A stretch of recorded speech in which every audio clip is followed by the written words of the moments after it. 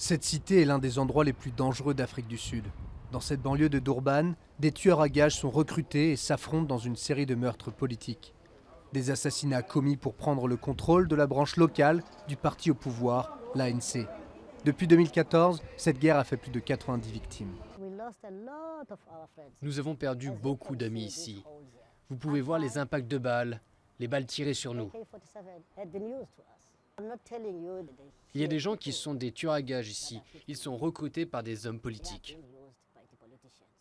Des dizaines de milliers de personnes s'entassent dans ce complexe de 71 foyers dans des conditions sanitaires désastreuses.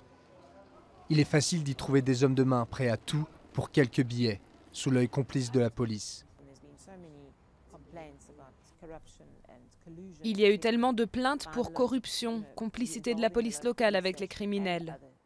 Certains individus au sein de la police ont été accusés, mais il n'y a pas eu de vraie enquête. Donc les tueurs à gages ont pensé qu'ils pouvaient juste continuer sans être inquiétés. Divisé entre Cyril Ramaphosa, le vice-président actuel, et l'ancienne épouse du président Zuma, Nkosazana Dlamini Zuma, originaire de la région, l'ANC élit son nouveau leader en décembre. Pas une semaine ne passe sans qu'un ou plusieurs délégués de l'ANC ne tombent sous les balles d'un tueur. Nous ne pouvons pas continuer comme ça.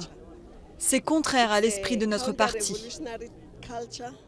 Le contrôle du KwaZulu-Natal est essentiel dans la guerre de succession du président Zuma. En cas de victoire de l'ANC aux prochaines élections, le leader du parti pourrait bien se retrouver à la tête du pays.